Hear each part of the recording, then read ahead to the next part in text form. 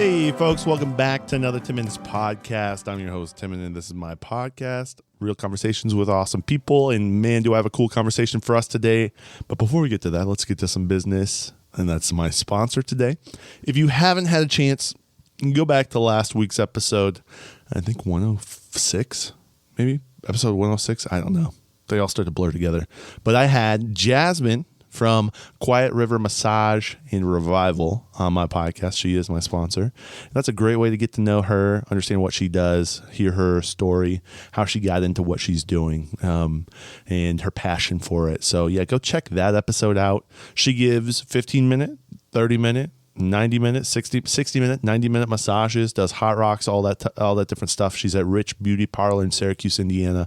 But you can find her online, Quiet River Massage, on Instagram, and her website is below in the show notes, whether that's on Facebook, I think on Facebook, YouTube, Spotify, Apple, the show notes below, you'll find it. Quiet River Massage and Revival. Shout out to Jasmine. Check her out. If you have had a massage from her, leave a review.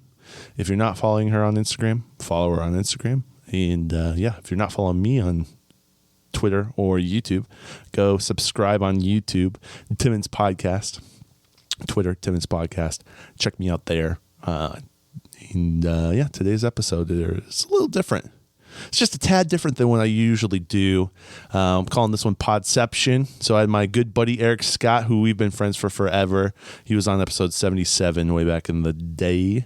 He came and he's looking to start his own podcast about missions. He thought it'd be great to interview me because I lived in that world for a while. So I got to talk and have fun. Hopefully I didn't say anything too wild. I definitely said a couple wild things, but yeah. You'll have to listen to the episode to hear that. So we had a great time. I really appreciated him asking good, thought-provoking questions. And then as his podcast comes out, I'll give it a couple shout-outs.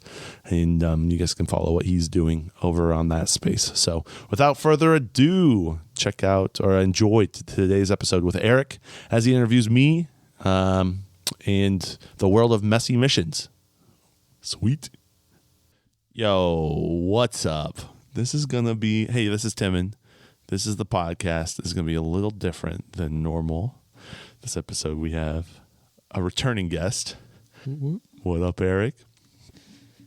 How's it going, bro? It's going good. I'm glad to be back in Goshen. Yeah.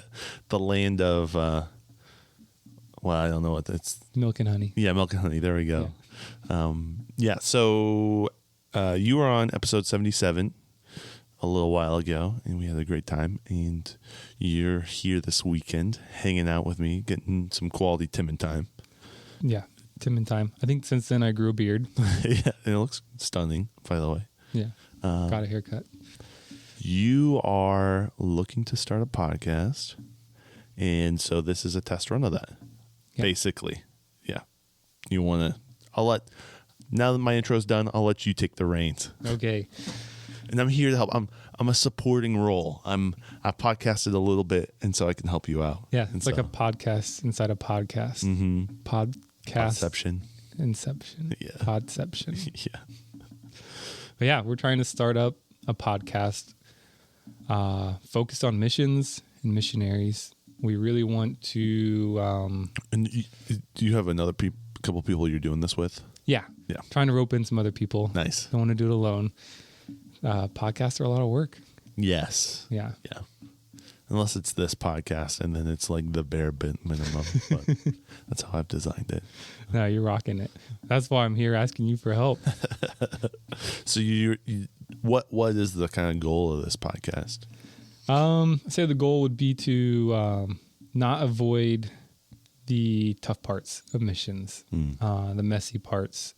I feel like a lot of times we kind of sweep those under the rug, and I don't know if we necessarily do anybody, we do people a disservice by avoiding those. So, like, it doesn't help anybody to avoid the tough parts.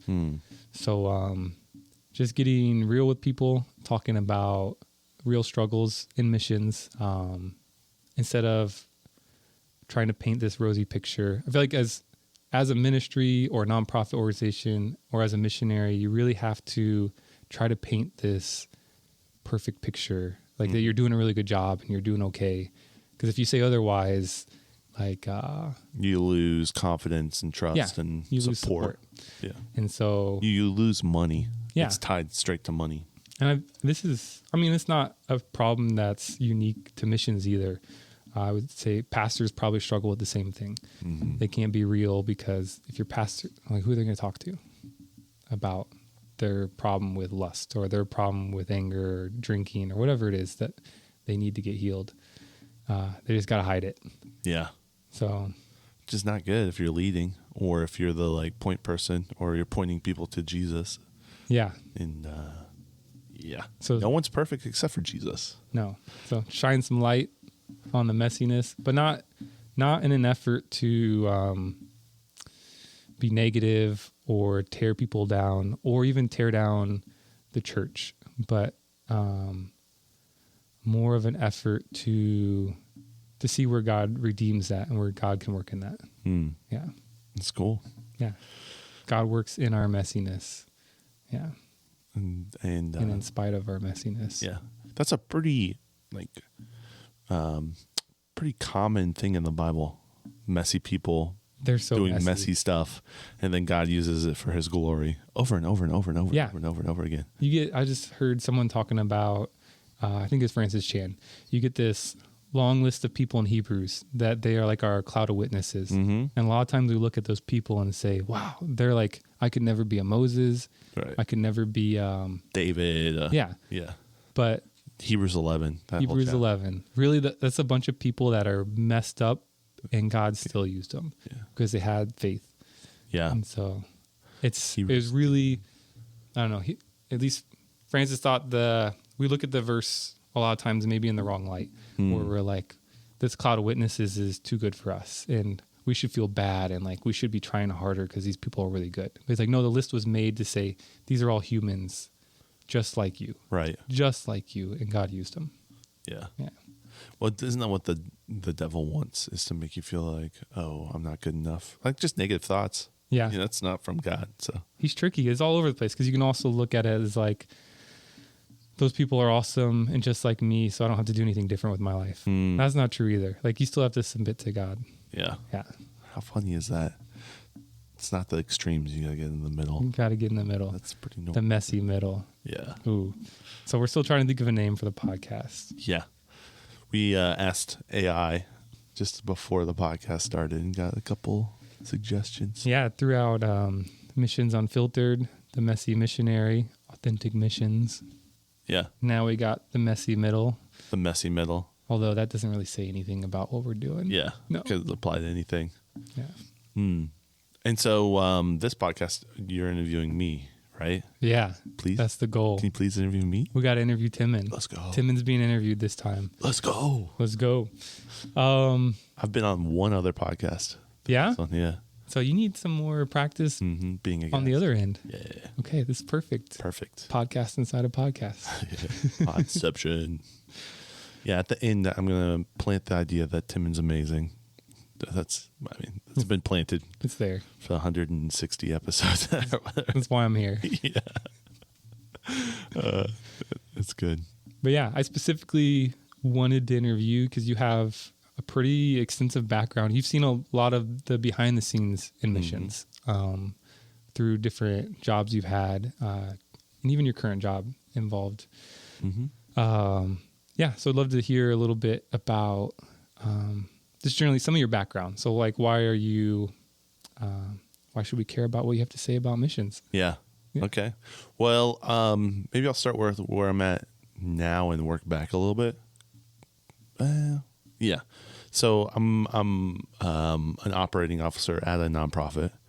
I'm not fully fundraised. I get paid a salary.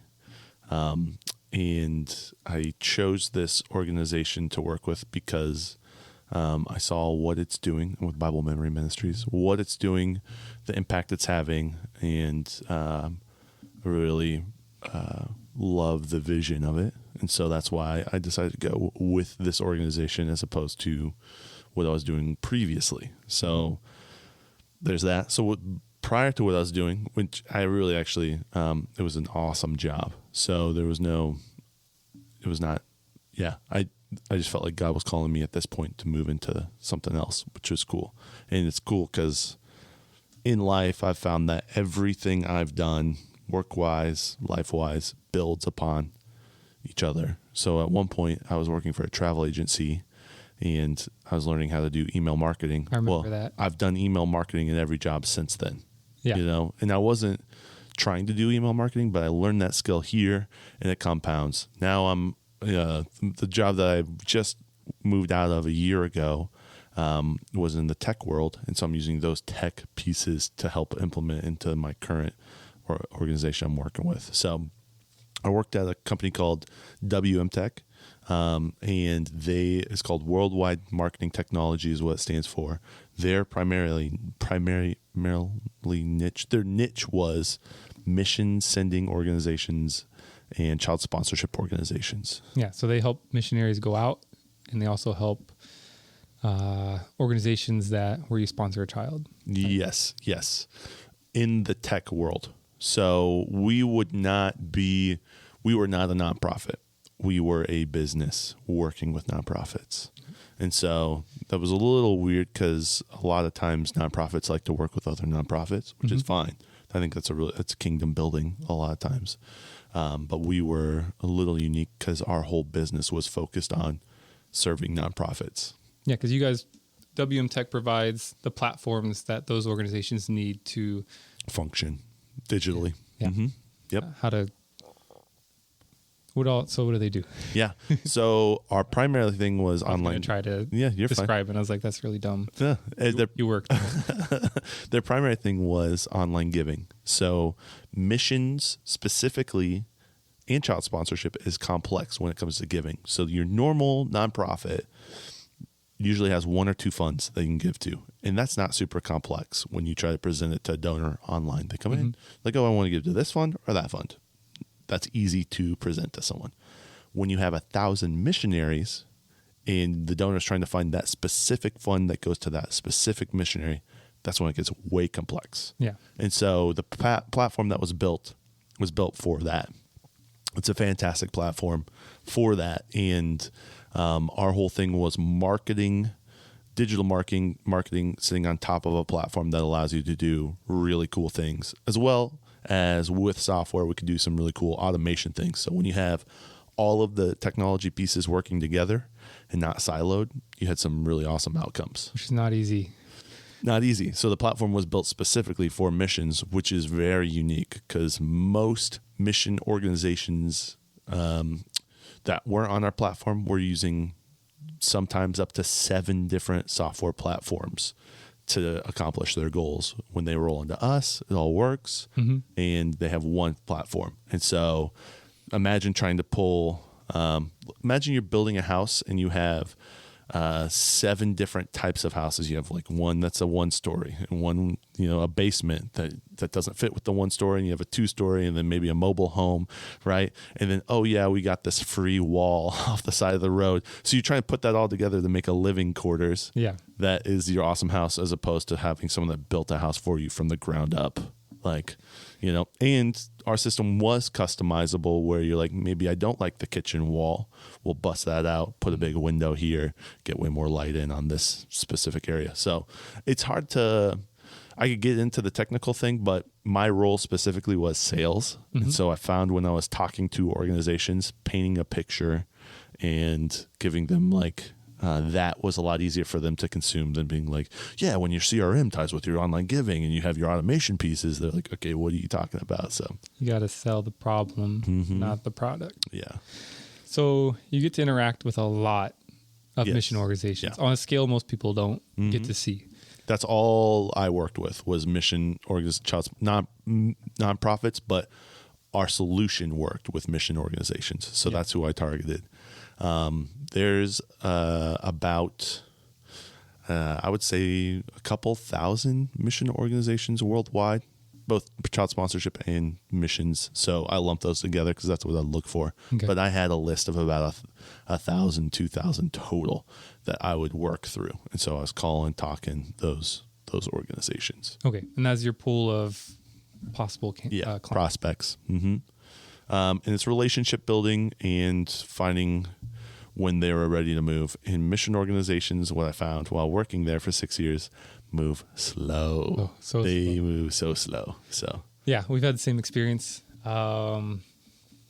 Churches go even slower, which is so I think we're sticking with mission organizations. Yeah. I love the church, and we want to work with the church. I think we're just not skilled enough yet to tackle that. And they have different issues, right? So once you build those skill sets out, but then you start.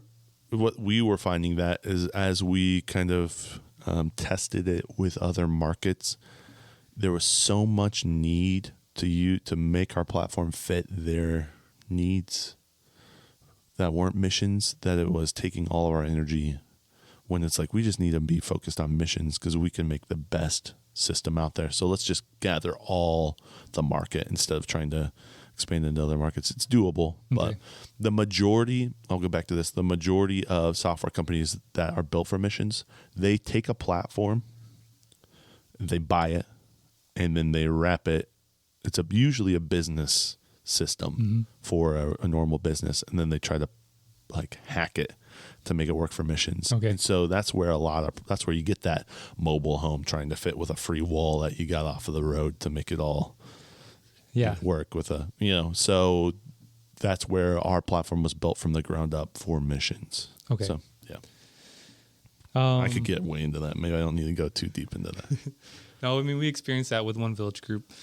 That's the organization I work with, and we draw from secular tools, basically. Yeah. We go out there, try to find the best tools available so we can update people and move them from older platforms to newer platforms.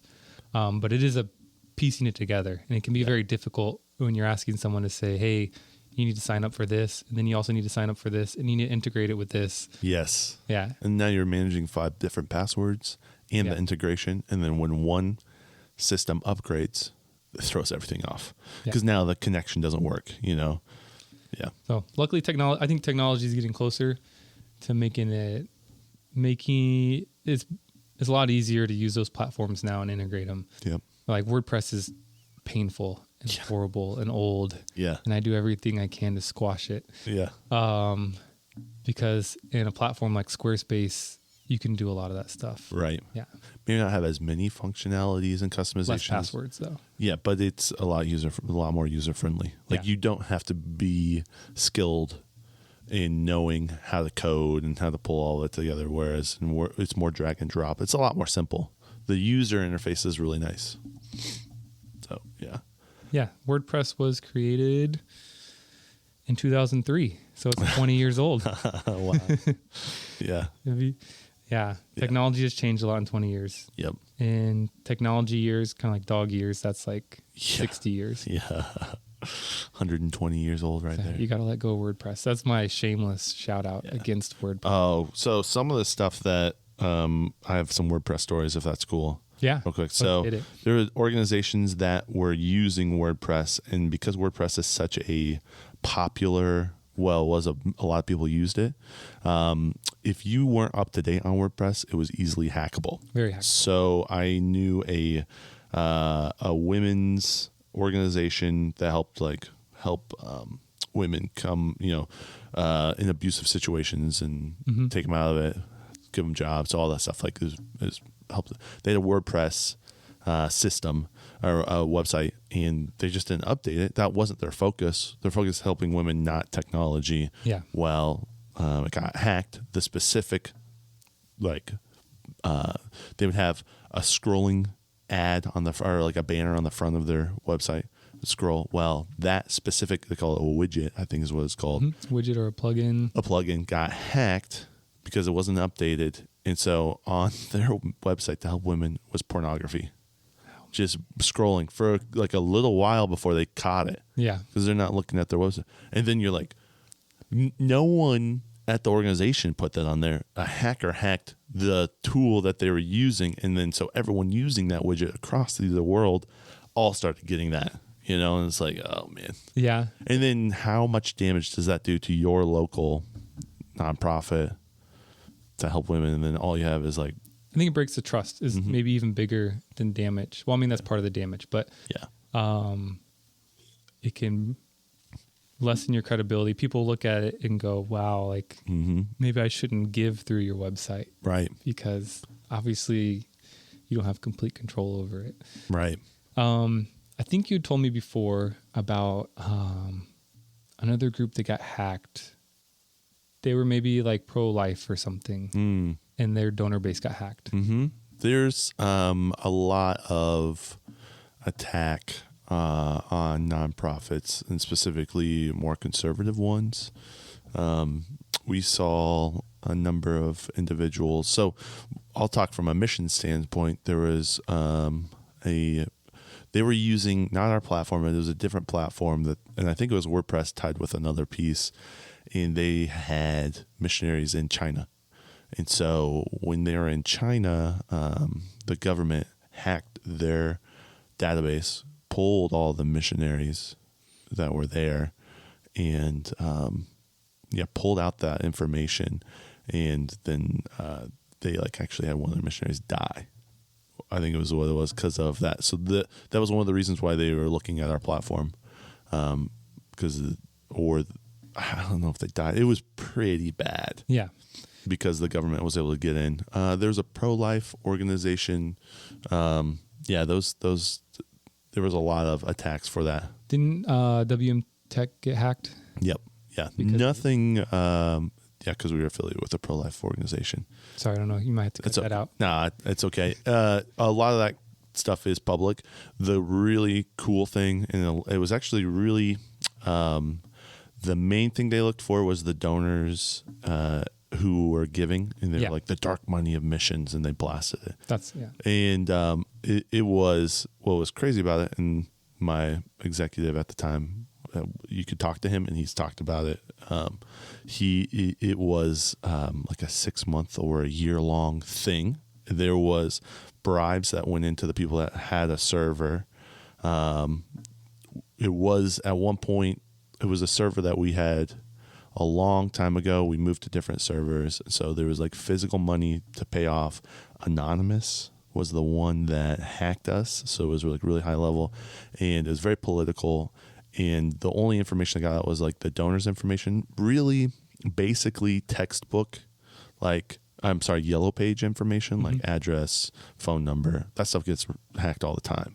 So it was not super deep level stuff. And our system was pretty complex, that there was a few secure missionaries that did get released. We were able to catch that before I think the hackers even knew they had that information. Okay. So there was a lot avoided.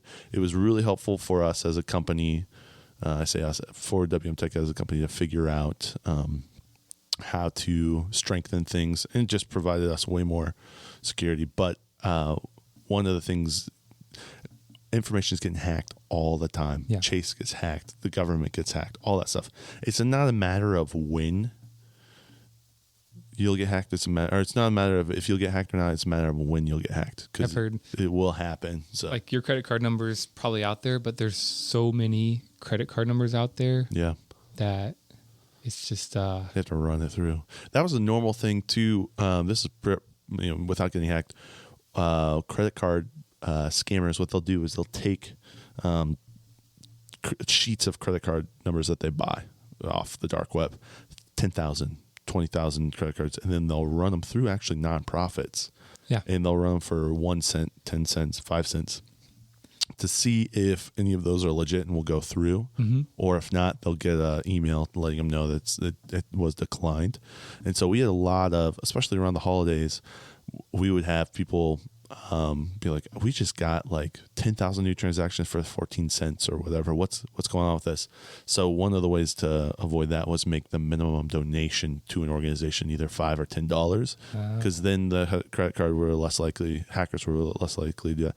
You can't do anything, and the hackers are smart. They're like, okay, well, we'll run all these credit cards through a mission organization. Joe Smith is going to be not even worry about 10 cents going to one village, right? Yeah. So that was because maybe no one's paying attention. Exactly. A lot of people are not paying attention. A lot of people are not paying attention. So that's one of the things I'm pretty on tied up because I see all that stuff all the time. So I've got a pretty, hopefully secure lock. I think secure lock on a lot of my stuff. I was personally hacked maybe 5 months ago. I had a email password and an email, an old, but it was connected to a couple different accounts, and somehow it got leaked. So they ran that, and the worst thing that happened is I had a free pizza at Domino's, and someone in Texas got a free pizza. It's pretty rough. Yeah, it hurt. So, but the way I have my information set up, I have a password vault. And so it's a very unique password to get in. And I was able to go through and see all my emails that are with that password and change them. Which one you use? I use 1Password. Bitwarden. Bitwarden. Okay. Mm-hmm. That's the one I use. So I would suggest if anyone has passwords laying around in like a Google sheet, don't do that. Bad idea. Allison? No. Maybe I'll cut that. Don't keep them on your phone. Yeah. It's another bad place. Yeah. Just there's services out there. So we learned a lot from the hacking. It was at WM Tech, it was a really big learning thing for us. It was going to happen at some point. It wasn't fun going through that, but we were blessed in the fact that a lot of the stuff was I've heard and seen and talked to organizations that have had way worse. So yeah. You got hacked by the big name. Yeah, that's kind of cool too. It's like a little reputation on the back of it. A little street It is cred. very, very political. Yeah. Yeah. So you have this job where you get to see missions across the U.S. and worldwide at a different level that most people get to see. I feel like it's really hard to get a grasp on how at least the American church is doing with missions and the Great Commission. How do you feel that the American church is doing on the Great Commission? Yeah. So from working for 6 years in missions, I was more energized with child sponsorship than I was with mission sending. Okay. So, and I think that's one, being a millennial. I like to see that the funds I'm giving to someone impacts them directly. Okay. And so there was at one point, and a lot of mission organizations started right after World War II or a little bit before that, but in the 40s. And that generation heard gospel's being preached, here's my money. Yeah. I don't have to see what happens. I just know if I give you my money, gospel's going to get preached. And now I've just seen a lot of negative things with missions. A personal story. My younger sister did a year-long missionary gap year program, and at a very the organization was great. The missionary she went and stayed with, they had a all paid vacation for 3 years and didn't do anything, and so it was tough for her because they would not even interact with their community at all. And she was the one like building relationships, and she just went to local churches, and that was her way of connecting. The missionary family that she stayed with, they stayed inside and watched TV every single day, never went outside, never went in the community. So you get that taste, those stories are happening. Yeah. How do I justify giving money to that person without seeing the effects of it on the community? Because that's really what I want, is you to go and do missions in that community and help out people, not just have a free ride. Yeah. So that's where child sponsorship really got me excited, because I could see, now there's dark side of child sponsorship, which I can talk into, but you give $35, $45, and you see a kid get education, get food, get shelter, and you get information from him, and there's information packed back and forth. I love that concept because it's very relational giving and emotional. Like, I am emotionally connecting with this child because he's sending me information or she's sending me information. I'm seeing their progress. And so I love that business model, as opposed to here's $100, go do missions. I don't have to know what's going on. And I think the older generation was cool with that. I think our younger generation is a little more skeptical. Okay. And so, yeah. I was looking up estimated amount of sponsored children. Is this 2000? This is a 2016 number, so it's a little outdated. But at least 9 million internationally sponsored children today. Yeah. That's a lot. That's a lot, but then you look up, I did this one time. I was looking up these numbers. This is back in probably 2018, 2019. But look up how many orphans there are worldwide. And you'll see, so 9 million is what are sponsored, and I think it's like a couple 100 million available. 153 million. So not even 10% of those orphans out there. So the market is huge, wide open. And I just saw with child sponsorship, there's so many kids in need, and it's not like you're stealing kids from you're not stealing my kids, or I'm not stealing your kids, money from my kids or your kids. It's really like, hey, we're all in this together. And so I saw that as a much larger market to connect with people. And I saw some of the most money going into nonprofit world between missions and child sponsorship was going through child sponsorship. Okay. Almost 2 to 3 billion a year in revenue between two companies was going into child sponsorship. Wow. I didn't see that with mission sending. I think the closest was like 500 million a year was going into mission sending. So those are some of the stuff that I saw from a back end perspective on things. I forget, what was your question? What I thought about mission sending? I guess just like how the U.S. is doing at the Great Commission. Yeah. And I asked specifically U.S. because that's where we're from. So that's...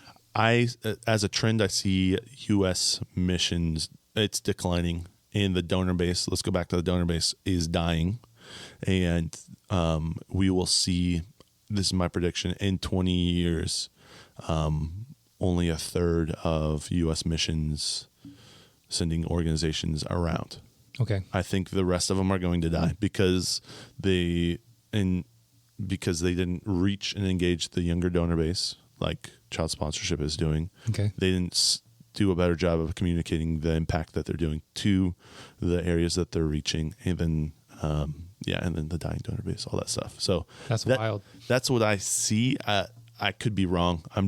That's kind of the trend I've been seeing, and that's kind of the feeling I have after working in the industry.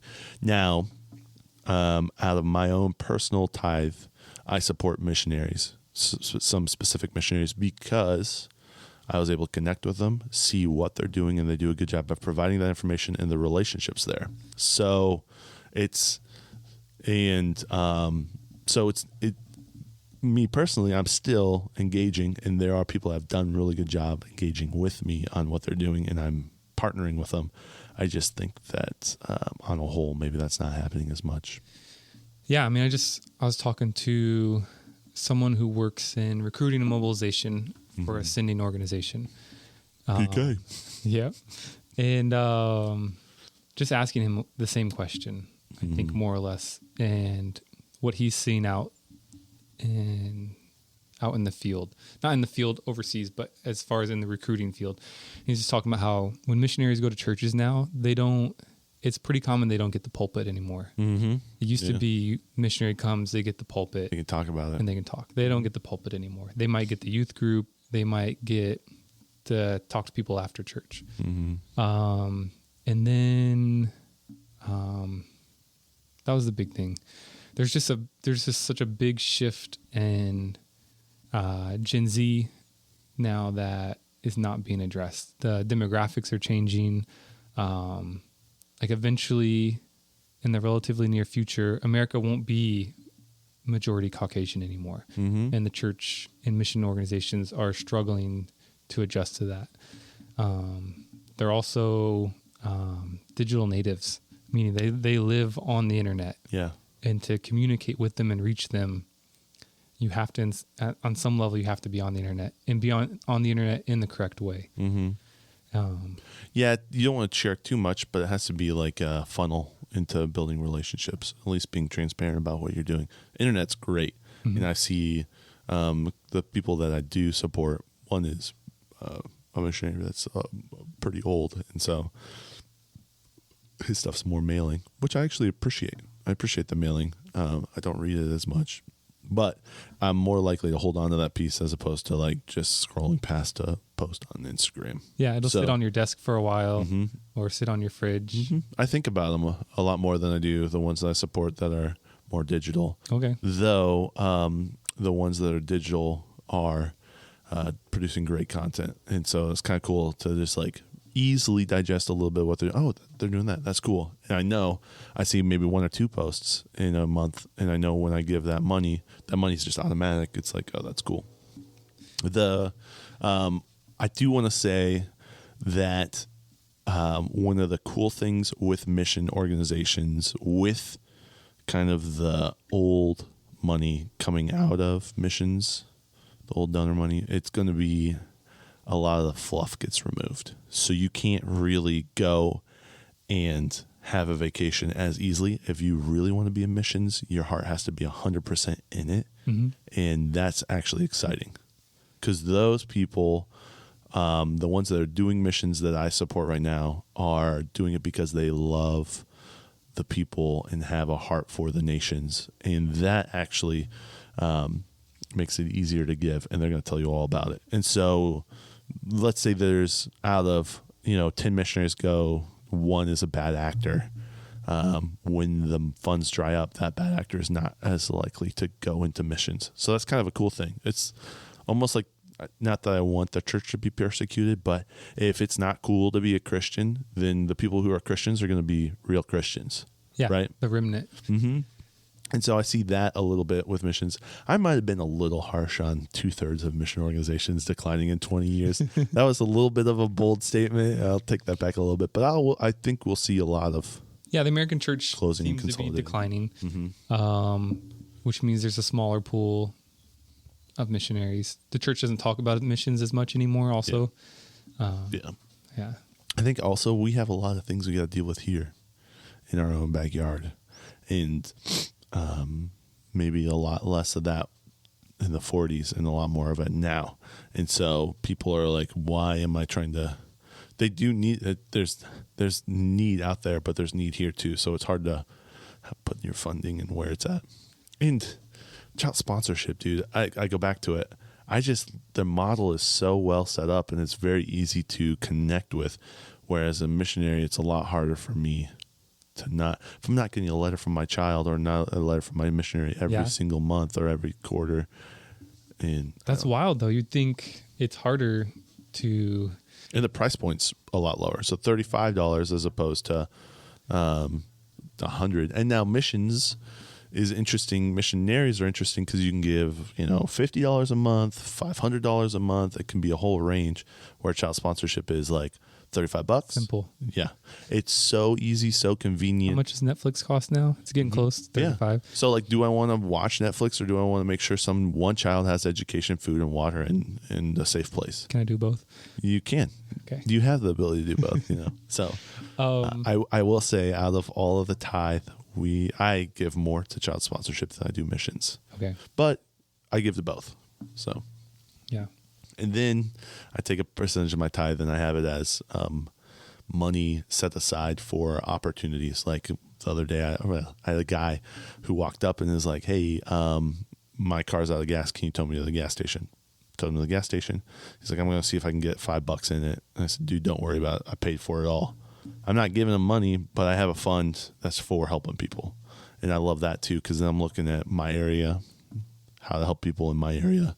How do I help people outside my area? It's no longer 10% to one thing for me. It's more complex on how I give my money out. And a lot of times, I would say probably half of my, not half, a half of, I still try to tithe 10%, but there's a percentage of it that doesn't go through a 501c3. Okay. It's not tax deductible. Yeah. It's just straight helping people. And I actually, to that, it's way more rewarding to me to do that, to give it and not even think, I get more of a feeling when I'm like, this is a person next to me that needs help. Here you go. Yeah. Do you think on some level we've outsourced missions, giving, helping people? Yeah. You say, hey, I'm going to give to this organization and they're going to help people. And that counts as my helping people. Yeah. I think so. I think there's some of that for sure. Just go solve the problem. Here's some money. That's an American thing for sure. You know? Throw some money at it. I mean, it's nice. There are, you're giving it to experts that are specialized in addressing that problem. Yep. Like I know for us, we specialize in technology and helping missionaries adapt to technology. Not everybody can do that. Right. But also, like you said, there's homeless people you walk by every day and that need Jesus and help also. Yeah. And or a lot neighbor. of that's just really, a lot of that is the dirtiness of having a conversation and building relationship and seeing the messiness of their life. And messing up. And being able to help. If you don't know the messiness of their life, which is messy, you cannot help because you're not even like aware of what's going on, you know? So the messiness. That's what we're trying to get into. The messiness. Yeah. So the Great Commission is needed to be done here locally and abroad. I just have a lot harder time supporting a mission organization if I don't know what they're doing. And that's my feeling. And I think that's a lot more younger people as well. And so if mission organizations as a whole are not adapting to that, then I don't see them happening after a while. They just will not be around. And it's unfortunate because some of these organizations have been around for 80, 100 years doing awesome things, but they've got legacy. Comfortable. They're not innovating. They're not doing things. And missions specifically, there are so many cool stories of innovators in the mission world just trying to make things happen with nothing. And the first female pilot ever was a missionary. And so she tried to be a regular pilot. I forget what. I remember hearing a story about it.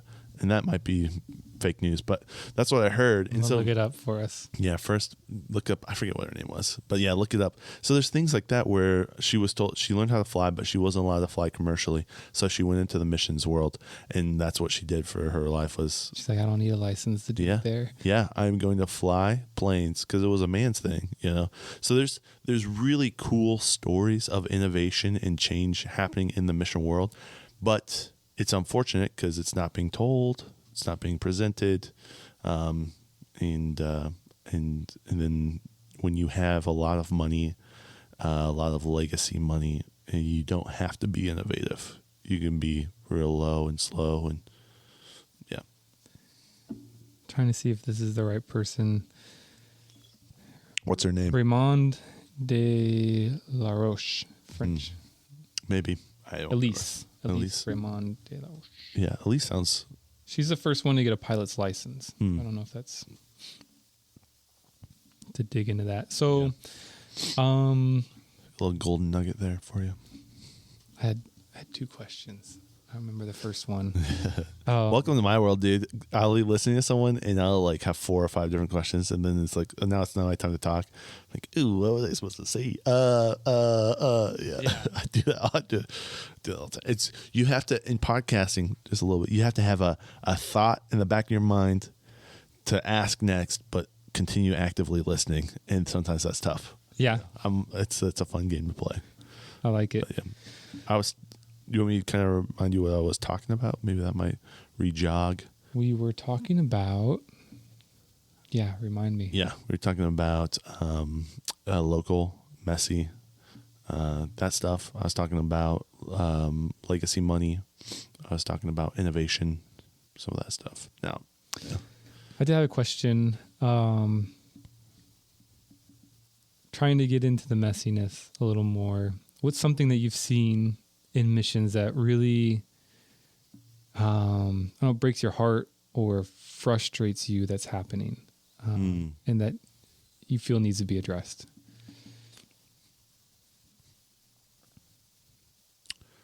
Yeah, that's a really...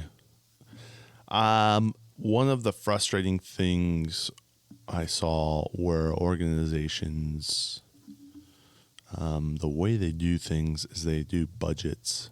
And so they have to spend that money within a certain amount of period so then they can have that same money in their budget next time. And so I would see them throw money at certain solutions. And even though it wasn't the right solution, they would try to make it work. And then they would throw a ton of money after it. And then it wouldn't work. And they'd just abandon it and then go to the next thing. And that was tough to see. Not everyone would do that, but I would see that a lot of just wasted money on technology without taking the time to really think through. And, I'm coming from a sales side, so I want them to use my product. But I come in and they've been burned so many times because they threw bad money after bad money after bad money to try to get a solution, and it never worked. And then now they come in obviously hurt and burned, and they're like, yeah, I don't trust you, which is totally fine because you've just done all this stuff. But I'm like, I just wish you would have maybe prayed about this and asked some high-level people and did your research before you threw so much money after this broken solution.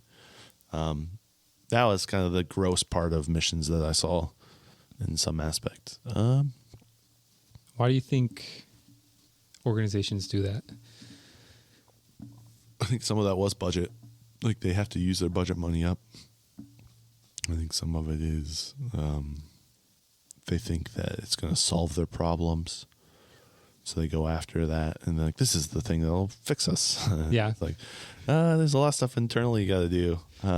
We talked about this prior to the podcast. Most of the people leading mission organizations are missionaries. And so their skill set isn't technology. It's about helping the people on the field. Yeah. So it's tough. One of the an organization that I met with, I actually did really respect.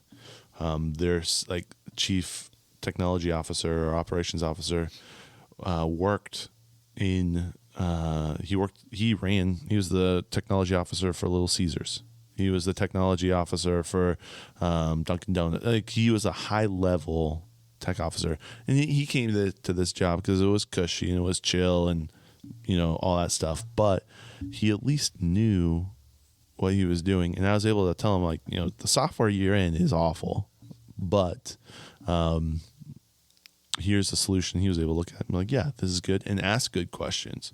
And so I wish more high level mission organizations would come in from that approach. And yeah. So it can be a lack of technology experience, expertise, or just experience outside of. Yeah, or we have a deadline to spend this money. Let's just pull this trigger and go with it. We do that a lot in the military. Yeah. You got to spend it so you can get it again. And if you don't spend it, they look at it like, oh, you never needed it. Right. So we'll give you less. Right. So when we got money to spend, we got to go buy everything. Just have fun. And and that doesn't help. Helps me. I get cool stuff. Yeah, but it doesn't help the people that are in need across all over the place. Yeah. And then when you have missionaries that are fundraising, and they're just spending their hard-earned time trying to just get enough people to support them, and then you're like, well, let's just throw away this money for a while. No big deal. It just is. That's tough to see. See the resources be used poorly. Yes. And that's going to happen anywhere. Yeah. That's just human. So, that it doesn't, it's just the way of the world, It's just hard when it's a ministry, Yeah.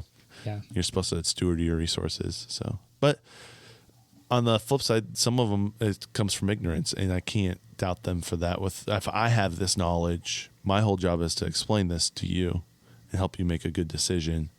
But when you really don't, if you don't spend 6 years in the tech world, like, how do you have this knowledge? So I'm in a great spot because I can see a lot of the BS. Some of the times I was slinging it, right? Or some of the times I was just trying to, you're around it so much, you know what's legit, what's not. Okay. And so that just comes from being in that world. So, but yeah, I would say that was probably some of the messy things I did not like. I've met a lot of really cool missionaries too. So that was the other thing, is it's real diverse, the missions world. Yeah.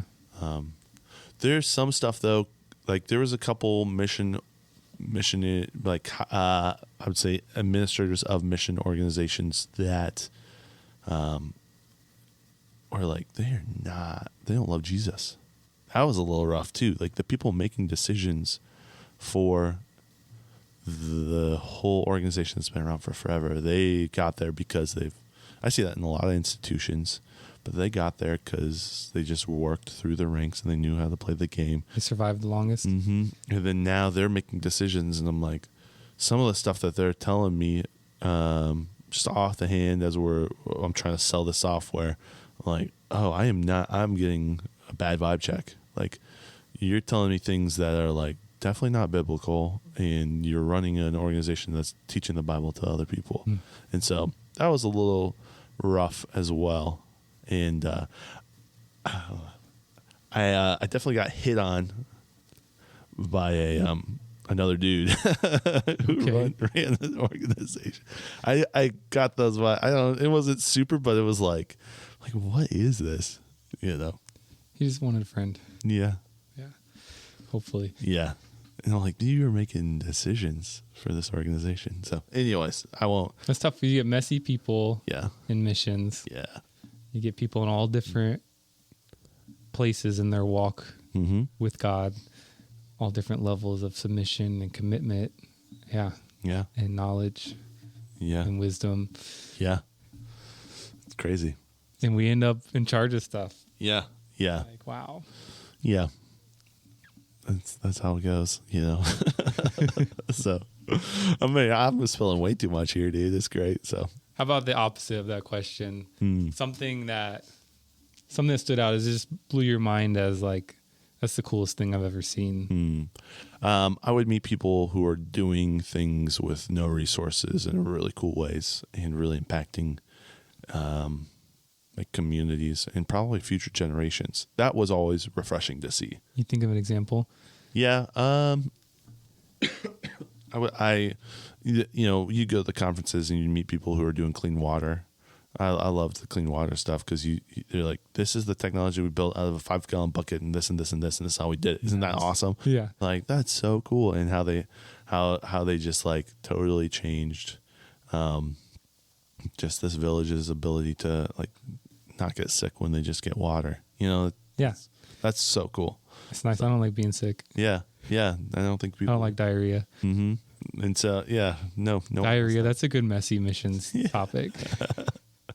So there's things like that. I really did enjoy meeting people who were high level in the organization, who were competent and were casting a really solid vision for the organization. That would always get me excited because I'm like, I can buy into what you guys are doing. And if I can do it, anyone will be able to do it. And you just need to market that effectively as opposed to the not so missions focused people. So, yeah. So that was always refreshing to see. What else mission wise did I kind of, there's just really a lot of nice, really kind people as well. I met a lot of very genuine people who have just poured their heart and were willing to have a conversation with you, even though you were sales. So there is hope. Yeah. Yeah. Like maybe a good question, I guess, who's someone you've met that gives you a lot of hope? A lot of hope for missions. Oh, well, I will say a lot of the young missionaries that I support now that are doing missions, that gives me hope. People whose lives have been radically changed and just got the call, or people who grew up in the church who got the call, who are out there. This one guy I support, he goes to the Transkei area in Africa, and he was the first white guy in like that whole region, and he's been there for 40 years. You know, Kelly Klotsky is his name, and he lost his leg completely, like lost it in the mission field, just doing missions, and he's like, not that big of a deal. I was supposed to die. It's okay. We're going to keep preaching the gospel and making sure that they can farm sustainably and do all this stuff. I love that type of things.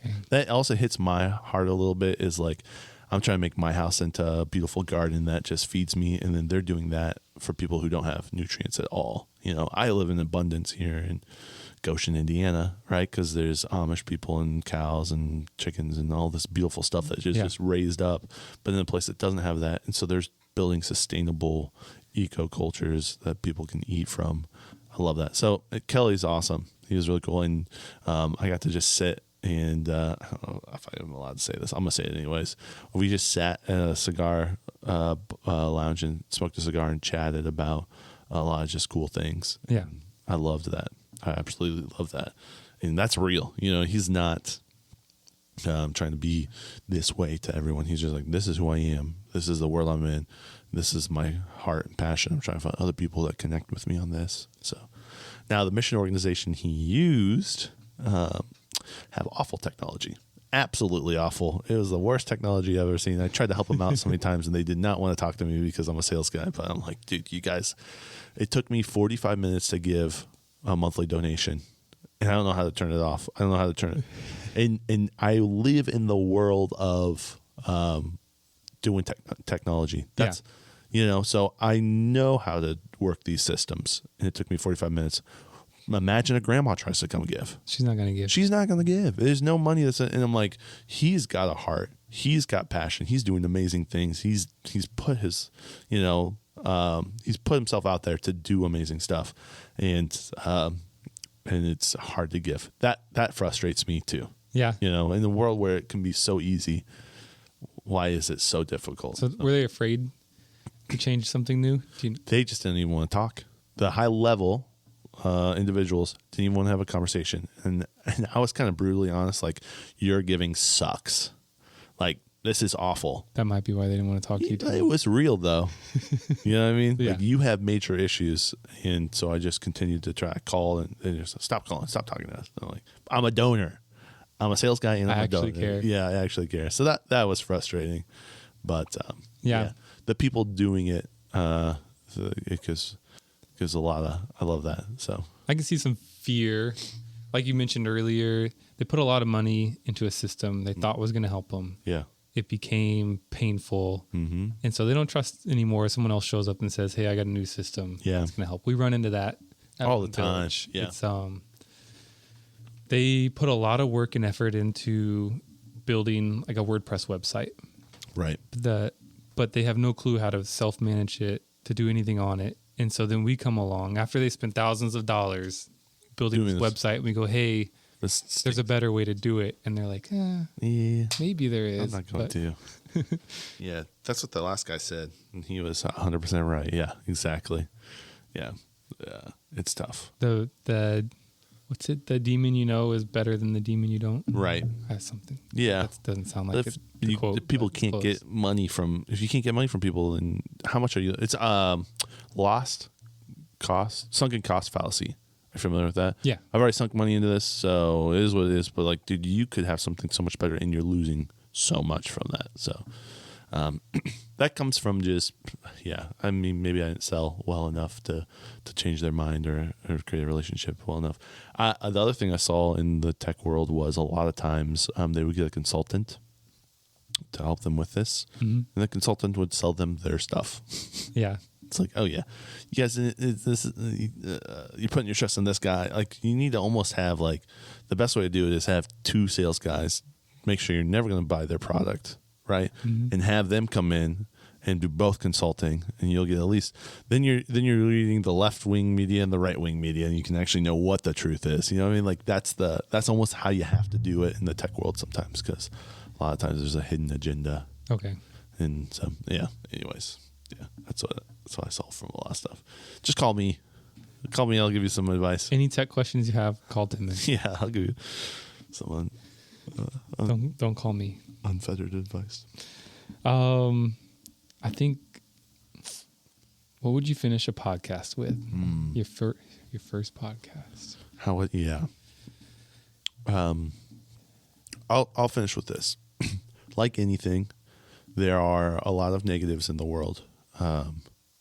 In organizations and institutions. But what's really cool is we do now have technology to be able to connect with each other and see what people are doing. And the people who are doing amazing things, I'm able to see that. I'm able to support them easily. And I'm able to talk about them to others in ways that we may not have ever done or seen. mean, let's talk about Wycliffe real quick. They'll be done translating the Bible in every single language here soon. Like every single language will have translation. That's crazy. Because of AI, because of technology. Yeah. And so those are really cool things. The ability to like jump on a Zoom call with all of your supporters once a month from wherever you're at is doable. Tell me missionaries do that. Yeah. I have one that we chat with every once in a while. Yeah. We just jump Awesome. on a call. But that would be sweet, you know. I one organization, I will say this was really cool. One organization that I sold to, Africa Renewal Ministries arm. So their organization, they had their executive director in Uganda jump on a Zoom call as we're doing the sale with the U.S., the Uganda, and me, and we walked through it. He was educated in the United States in technology, and he saw the power of what's going to happen where the data and the systems can connect from the U.S. to his area, and they can tie it in, and he's going to be able to use a tool that not just the U.S. team's using, but his team can utilize to make their worlds way better as well. So that was really exciting to meet him and chat with him, and then to also be like, we're on a call all together, do that. And that was the other really cool thing that I love too, is like when I would talk to organizations, I would talk to sometimes 5 different time zones from, Singapore to here. So I'd be doing my meeting at 11 o'clock at night to do the sale. But I loved that because that's what technology is doing. So there's really cool things. It's not all scary, but it's going to unravel a lot of the BS. And so, Okay. yeah. The cream will rise to the top. Yes. Yeah. And there's people really caring about other individuals and nations. And so go after it, and you have the tools to do it now more than ever. And that's exciting. Love it. Thanks for letting me have a podcast inside Yeah. your podcast. Yeah, bro. Thanks for interviewing me. I appreciate it. We'll catch you guys on the next. What are you going to call this? The Messy Missions Yeah. podcast. Or something. The Messy Missionary. Yeah, something. We'll figure it out. Yeah. It's a messy process. It's a messy process. Yeah. All right. Catch you guys on the next Timmons podcast. Peace. Peace.